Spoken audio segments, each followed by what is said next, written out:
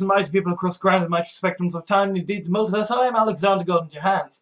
Now, today we are going to be talking about what I call the citizens' incentive. It's going to be a discussion on violent revolution and how to avoid it, basically. Because I don't like violent revolution. I think that basically violent revolution shouldn't happen. It's not a good thing.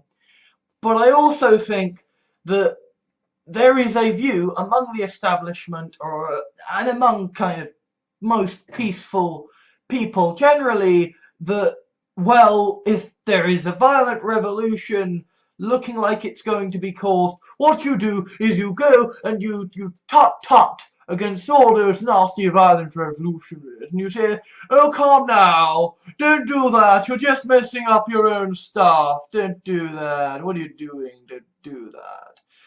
And it's like Gabe Newell said that piracy is a service problem. In a similar kind of way, I feel like, you know what? Violent revolution is an establishment problem. It is a state problem, right? If your people are rising up in violent revolution, it's not because, oh, they're jolly nasty chaps, aren't they? It's because you're fucked up, and you're fucked up bad, right?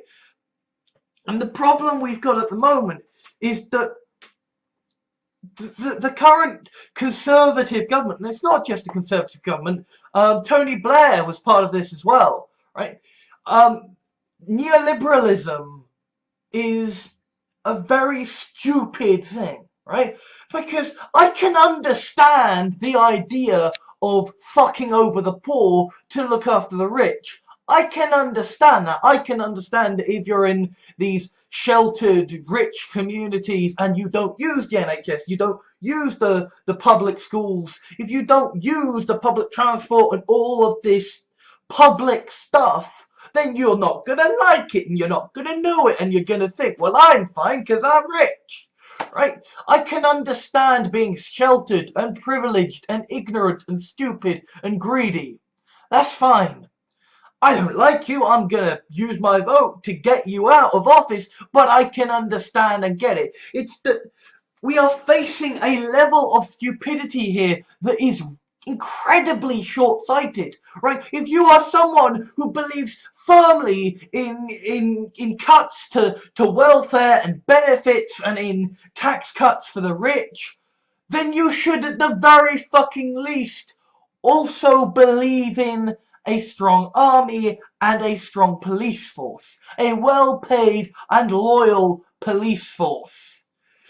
But instead, the current neoliberal consensus, and fortunately Jeremy Corbyn's government, Jeremy Corbyn's kind of policies and what have you, are not neoliberal.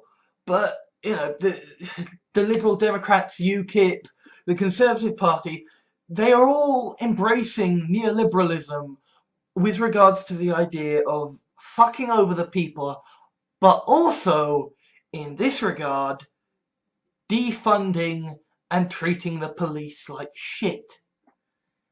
That's a problem, right? That is a massive, massive fucking problem, right?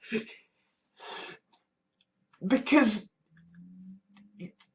revolution is a problem of the establishment and the state fucking up. It is a problem of them failing to realize, okay, there is a problem in the world and we aren't dealing with it, right? The reason that you allow peaceful protest, the reason that you allow petitions, the reason that you have democracy is that if you don't, when people get fed up of you and they want you to fuck off, they have to be violent. Right? And I genuinely do not like violent revolution. I think it is stupid and dangerous, and I think it causes a drastic amount of bloodshed and, you know, like, I suppose to put it rather crassly, you know, the nice thing about revolutions is that they don't just stop at one. You know, more than one comes along at once, you know, it's always just, oh, if you don't like that one, there'll be another one along in a minute.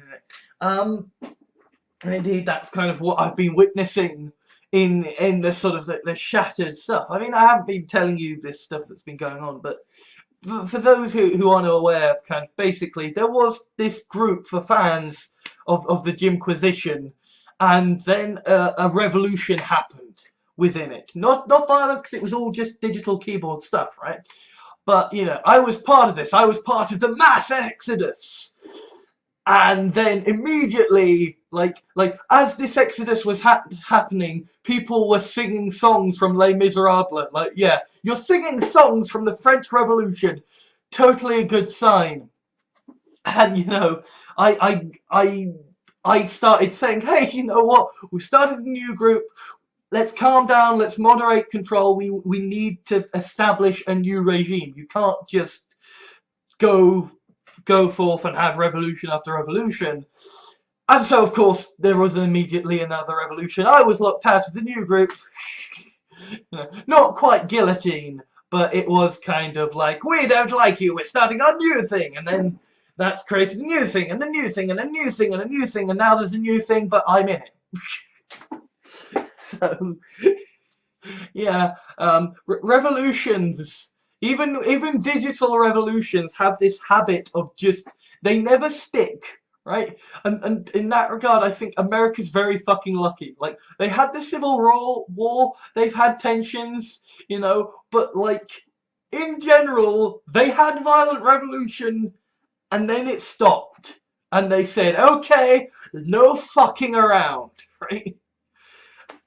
No other country has done this. No other country has successfully pulled off violent revolution. I don't think so. And then stopped and had stability, right? It's pretty much stable if shitty government, violent revolution, and then just complete blood and chaos forever.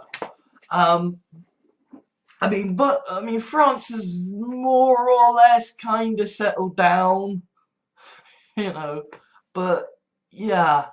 Violent revolution is not something I will ever endorse, but at the same time, I entirely understand the environmental factors that cause it, right?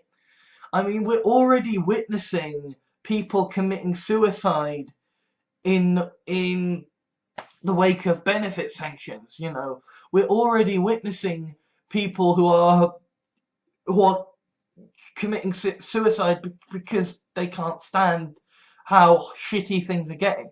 And we have seen more than once now people who have been fed so much vitriol and hatred by mainstream media that they go out and they try to kill politicians. And, you know, one of them sadly did, you know, kill a politician in Britain. And like, I feel like we're at a very dangerous point in time now, in that we are clearly seeing the first slight rumblings of the violent revolution earthquake. And the response from the establishment has been one of just utter miffed. They're not realizing the danger here, you know. Like, their response is kind of, well, we'll improve our spy networks, basically. Like, you know, we will get better at identifying terrorists, right? You're still underfunding the police force. You're still not doing good to make sure the police are loyal. And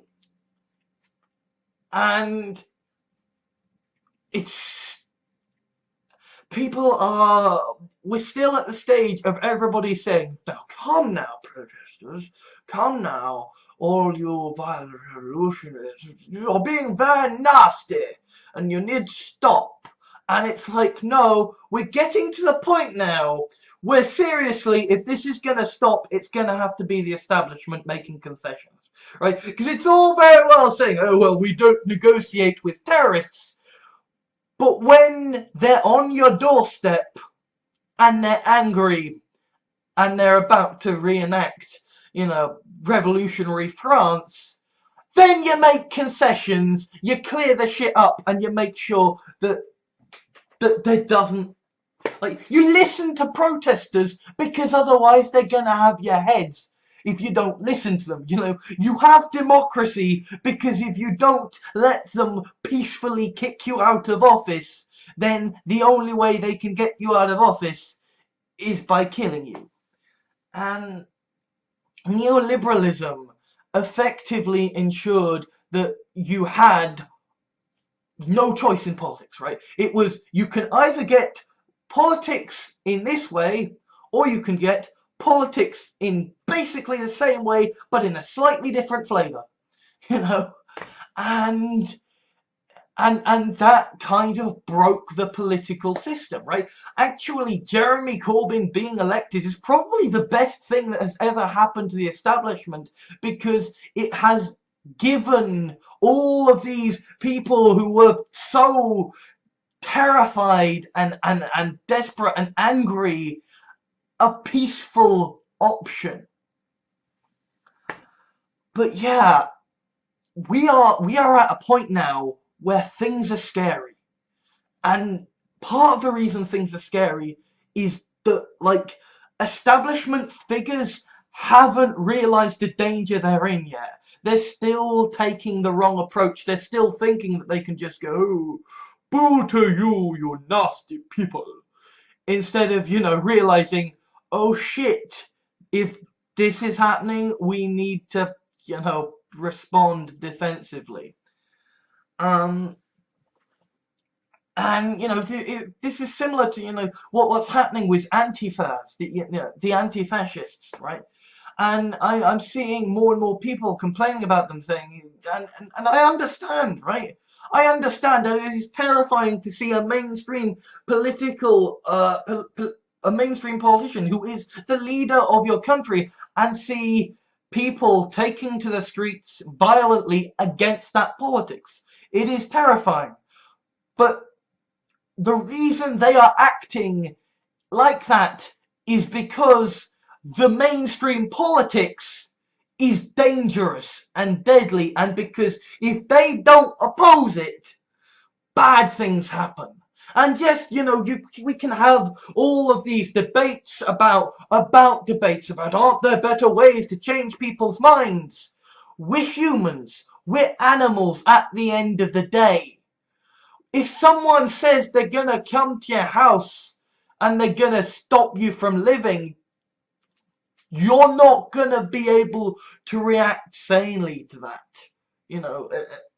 And you know, there's concentration camps in Chechnya for gay people. And, you know, I am actually, you know, stalked by actual, you know, Nazis, people who genuinely call themselves National Socialists, people who make videos explaining in depth why they think black people are a danger and inferior. Okay? I am genuinely stalked by these horrible people who genuinely are saying very despicable, harmful things, and clearly believe this stuff.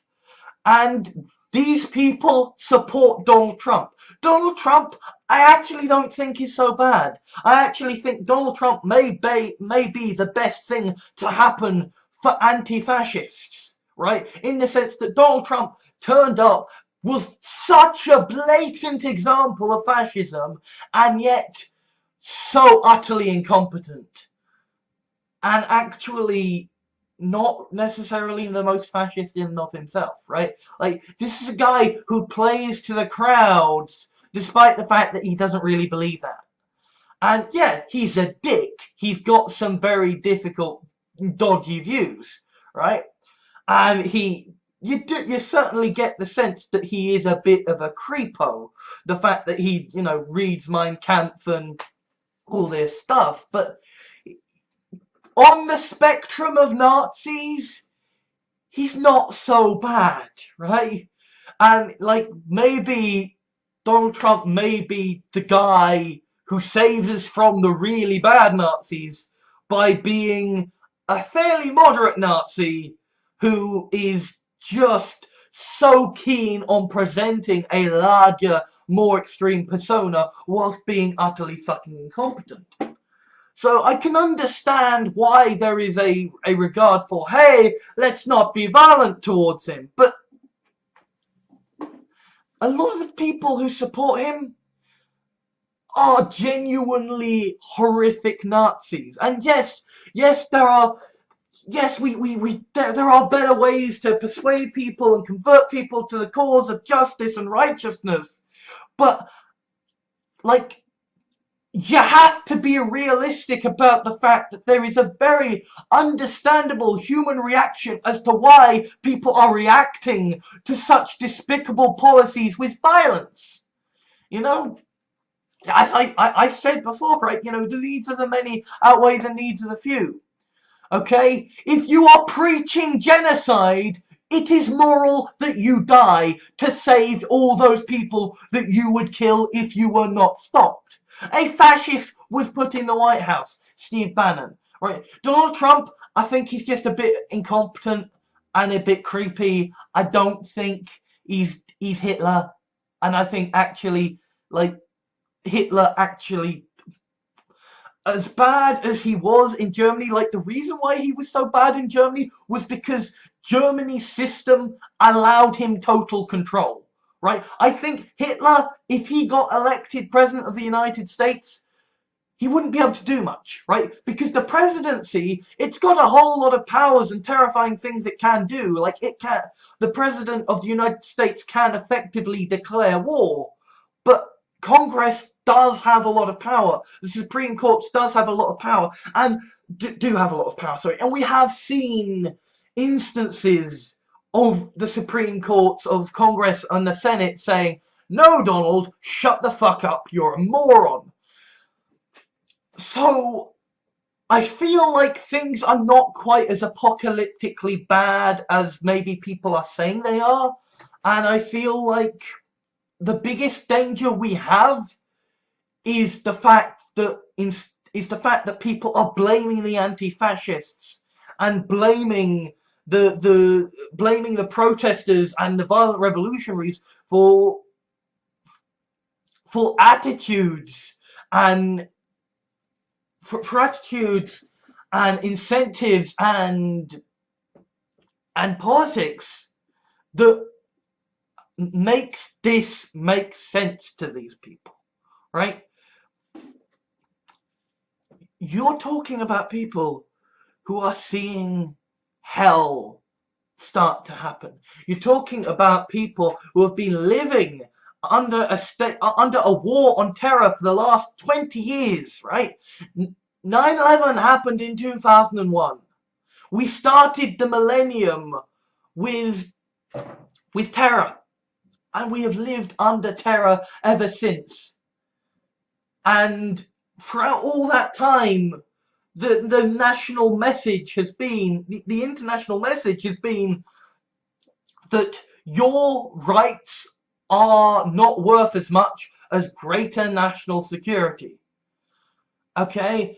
And we are witnessing this in the whole sort of, you know, SJW political correctness thing as well, that we are seeing the idea of essentially cost-benefit analysis with regards to security and rights happening. Like, this is big politics, and it has been big politics for the last 2 decades.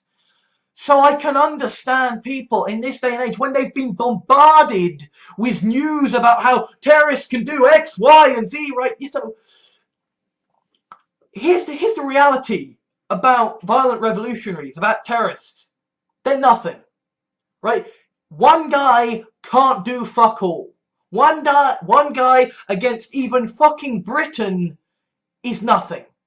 He can cause a lot of damage if he has this or he has that, but he is not capable of winning a war. He is not capable of changing the world. One guy is nothing. The reason violent revolution is scary is that it happens everywhere at once. And the problem is that since 2001, the media, through 24-hour rolling news, has basically been bombarding people with the power of the terrorist, and through pop culture in response to terrorism, the power of the one-man army who stands against the terrorists. And this is why we've seen far-right people engage in acts of terrorism against what they perceive as the terrorist threat.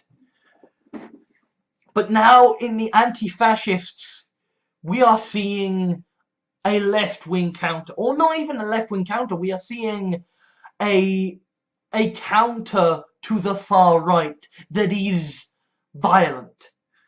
And I don't condone the actions of the anti-fascists, but in the same way that all these people who are condoning the anti-fascists are trying to tell them, hey, understand the Trump voters, understand and convert them. I feel like the establishment and all these commenters need to understand and try to convert the anti-fascists back towards the cause of light without assuming, oh, well, they're just the bad guys and they've acted badly, right? We are on the edge of a precipice here. Like, there are all these other factors that I've been focusing on because they are going to fuck us, right? If we don't pay attention to them, all these other factors, like the demographic time bomb, like technological unemployment, like climate change, they're gonna fuck us over, and they're gonna destroy, like, the economy. They're gonna destroy society. They're gonna do so much harm if we don't pay attention to them. But, like, the issue we face now is that we are seeing the rumblings of violent revolution, and the establishment's response is to say, down with this sort of thing. Careful now. No, this is the moment the establishment backs the fuck off, takes a long hard look at itself in the mirror and says, okay, how do we keep the fucking peace? And I've got some advice for you. Step one, you fund the fucking police. You give the police a massive fucking pay rise and you keep them goddamn loyal, right? And you start a massive job. You make sure that there is so much investment in the police that, like, there are jobs being called for police in every area. You want local police everywhere. You do not want outsiders. You want local police doing local policing, right? You want a visible police presence. You want it to stop being unnatural for police to be there. And at the same time, what you want to do is start making even token concessions that, hey, it's okay, we're cracking down on things. Like, maybe, pass some highly controversial law that the Daily Mail will spout out of, we're banning the burqa or whatever. Just some tiny little thing that's like, hashtag, D568 on, paper 265, just have some tiny little thing, some tiny concession that says Muslims who are incredibly dickish and are in incredibly vulnerable areas shouldn't wear this kind of typical clothing because blah blah blah. Like, a minor thing that the media can spin out, that the far right can claim as a victory and then calm their tits about. And at the same time you have some concessions to the left. I would like to say big concessions to the left, but equally you can make a statement saying, yes, we're going to allow trans people to use any bathroom they fucking well like, because fuck it, we don't care. Equally, you can say we are going to crack down on, landlords being shitty, and we're going to establish rent controls, right? You could establish rent controls and just make sure the controls don't have any effect, right? Just establishing rent controls as a thing would be a nice thing to say, look at us, we're making a concession so you can all calm the fuck down. Little things that don't actually mean anything, but that will get people to calm the fuck down. And I feel like the establishment needs to start doing this, because otherwise it's fucked. Because there are so many storms coming, right? Technological unemployment, climate change, demographic time bombs. Again, it doesn't matter if you believe in this, they're gonna happen. Right? And I recognize that if you don't believe in it, you're not gonna believe me when I say they're gonna happen, but they're gonna happen. These things are gonna fuck you anyway. These storms are coming for you. You need to be ready as the political establishment. And the last thing you need when they happen is violent revolution happening at the same time. Or even just terrorism from among rogue sects of your own people. Right? You need... The establishment needs to start conceding. The establishment needs to start examining why this stuff is happening. Because if it doesn't, it's going to find violent revolution happens, and there ain't a damn thing it's going to do about it once it starts. Right? You have to address violent revolution before it starts. It's too late once it's already started. And honestly, this is, in a way, the problem that has been bothering me for quite some time. Because if the establishment is going down, there is going to be a fight for something to replace it. And so far, the best ideas we have are from communism. And that fucking went well, didn't it? So, I really, really want the establishment to adapt. I really want the right wing to have some kind of idea for what happens in post-scarcity beyond instituting UBI. Although certainly instituting universal basic income would be a very good thing to do to pacify people and stop the dangers from happening. But yeah, there is going to always be a citizen's incentive for revolution. It is the job of the establishment to make sure that that incentive is not more than the incentive to obey the state and live peacefully with the state. Anyway, I've been Alexander Gordon Johans. Please don't have violent revolution. It's not good. Goodbye. Thank you for watching my main channel. Please remember to leave a like, favourite and comment. Shout out to the dislike club. Subscribe if you like what you saw, and share if you know someone who might be interested in the contents of this video. If you would like to help ensure more videos get made, there are a few options available to you. You can whitelist this channel in your adblock software to ensure what ad revenue you provide has a chance of making its way to me.